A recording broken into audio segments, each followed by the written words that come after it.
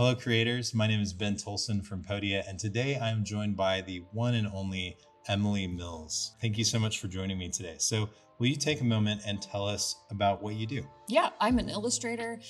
That's the big umbrella term. More specifically, I do this thing called sketchnoting, which is drawing and writing at the same time. So if you've been to a conference, you may have seen someone drawing off stage or in their own notebook, and that's called sketchnoting. So I'm considered an expert in the field, and now I teach other people how to do it as well. Emily's Podia site is dedicated to helping people learn how to sketchnote, even if they've never had any experience drawing, even if they're beginners.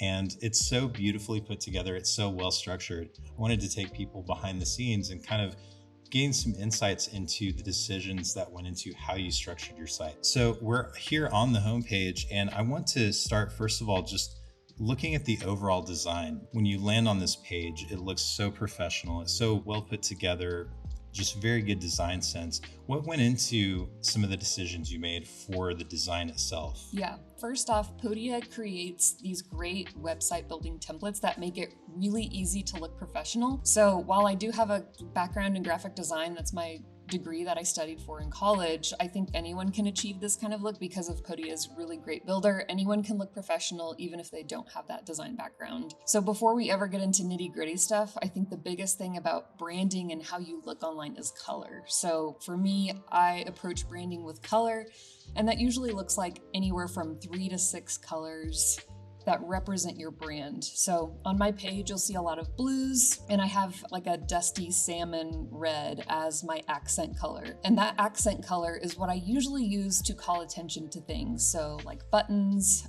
things that I want people to see a little bit more than something in blue. So coming up with a great color palette is probably my first step when it comes to designing a great page. I want to talk about this picture and these other pictures where it plays into the sketchnote sort of aesthetic, where it feels a little bit like, oh, that was kind of sketched in.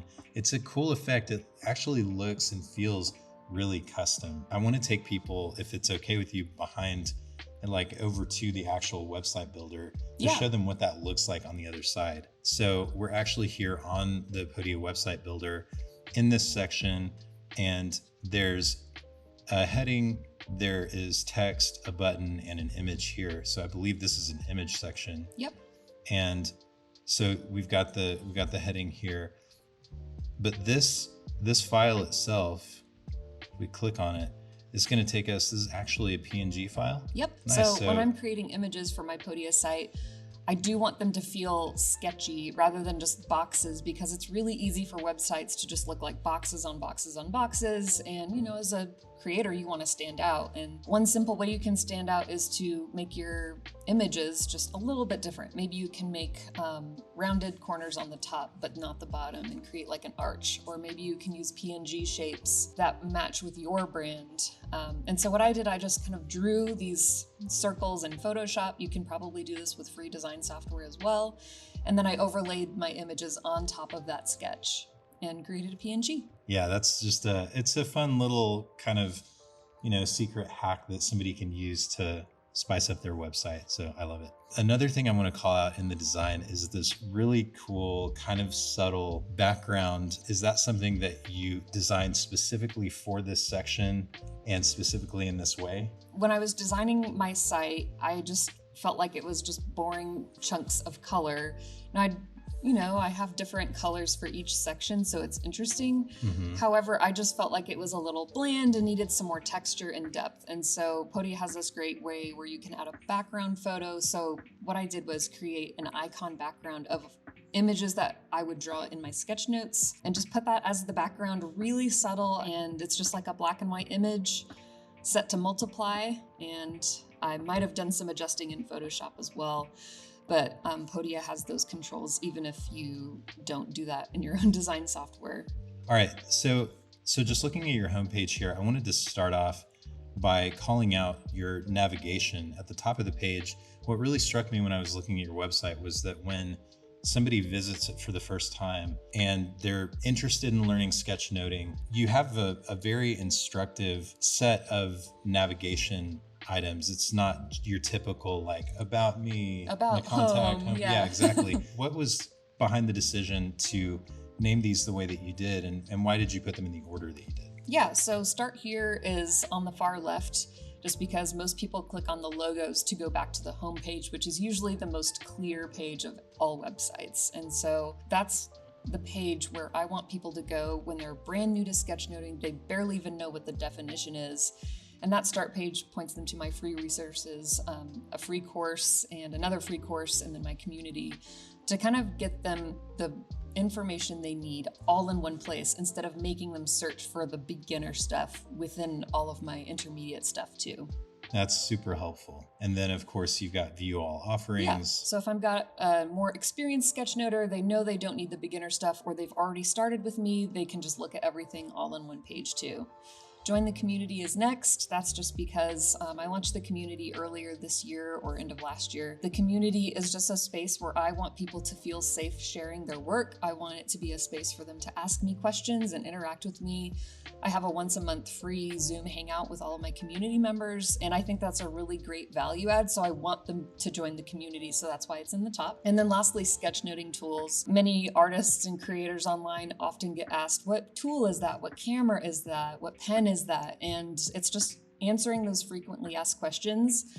So that sketchnoting tools goes to my free PDF, which shares all of my sketchnoting tools. So it sounds like with each of these, you kind of had a different person in mind and where they were in their journey and the things that they would need from you. And that was what instructed how you presented each of those options. So that's super cool. All right. So now finally, I want to talk about the overall homepage structure itself. And really, we could spend even more time like getting into the sales page for individual products and stuff like that. There's so many great things on this site. So highly encourage you to check it out. But we'll just focus on the homepage for now. You start out with this kind of featured section that focuses on learn how to sketchnote. Now, is this an online course, a PDF guide? So the Get Started for Free button is the exact same as Start Here. It's a landing page that shows all of my free offerings for brand new beginners. So whether you click Start Here or Get Started for Free on the first section, that is for brand new people who are like, that's me. I just came here to get acquainted with you and what you do. Okay, great. And then you have this Meet Your Instructor. So people are getting an introduction to who you are and your credentials, and also some other ways that they can connect with you. And this is when we're talking about credentials, I love that you included a link to your book.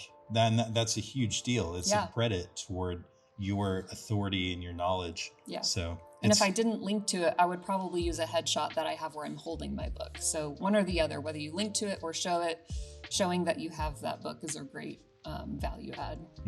Absolutely. Now we're looking at a section that looks like it lists several different types of products. And so I'm curious about what went behind the decision for the order that you put these in and that kind of thing. When I first started out on Podia, I only had 1 or 2 courses, so it was easy to have both on my homepage. But as I created more and more courses, I eventually moved to doing 1 monthly workshop every month, and I've been doing that for a year and a half. It's way too much to put on the homepage. It's way too much scrolling for people to look through. And so I just decided to create categories so that people can figure out what type of format they want to digest my content in and make it easy for them to go to that specific type. So I have students who show up to every monthly workshop, but they'll probably never buy a self-paced course because for one reason or another, they just never finish it, or they like meeting other students or talking to me. Then we've got coaching. I have cohort programs that are offered more seasonally. That's a great opportunity for students to meet each other and then get real-time feedback from me on a weekly basis. So, and then there's also community and PDF downloads. So I like to have an approach of something for everyone. So if someone is approaching my website as a brand new sketchnoter with $0 to spend, I have things for them. Like they can join my community and they can take my free courses. If I have someone who's brand new to sketchnoting and they come to my website and they have $500, there's something for them too, and then everybody in between. Yeah, and since joining Podia, you've expanded into just multiple different types of products. You have so many offerings, and so I feel like this is such a great way to share different ways that people can learn from you that doesn't feel really overwhelming, and it's not taking up a ton of vertical space on the page. It's not like they have to scroll through a bunch of different images, and so it's just very cleanly and plainly laid out. Now below this section, we've got some testimonials. Now, are these real people? No, I'm just kidding. I know they're real people. I'm curious to know how you gather testimonials, and what did you have a lot to choose from, and why did you choose these ones specifically? These are real people. These feedback pieces come from surveys. They come from comments within the lessons themselves, which Podia has commenting, so I can just take them right from there. Also, my in-person workshops, I just take testimonials from that as well. Oh, fantastic. Yeah. So it just sounds like you have a lot of open channels for communication, both ways that, you can solicit testimonials from your customers, but also easy ways for them to share their thoughts unprompted even. So that's great. Finally, we've got the bottom part of the page. We have an email list sign up. Is this something that you run specifically for your Podia products, or how do you use your Podia email list? So my email list is pretty chill, I would say. I don't email people very often. I would say I email my list maybe 2 to 3 times a month. And it's usually just updates about course offerings, sketchnoting tips, new products that I'm doing. I'll send them links to my YouTube videos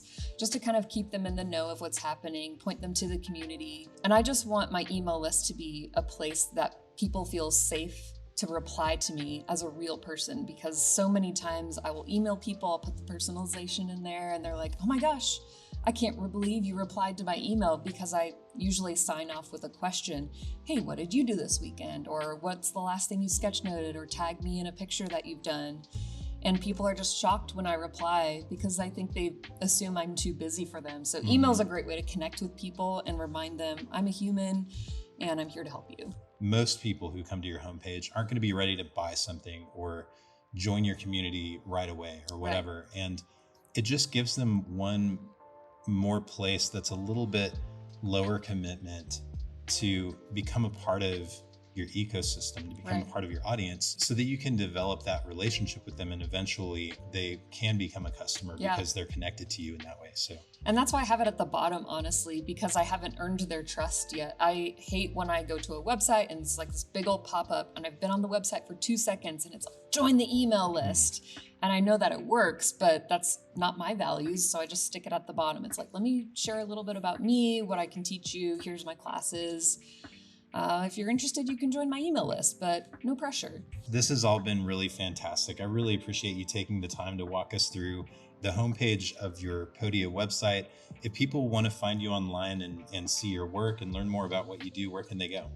You can connect with me online at sketchnoteacademy.com. You can also connect with me on Instagram at Emily A. Mills with underscores in between. All right, Emily, thank you again so much. Yeah, thanks so much, Ben. Huge thanks to Emily. Definitely go check out her work. And if you're looking to build a website, you can make one for free with Podia. Just go to podia.com/signup and get a free account. Thanks for watching, and I'll see you in the next video.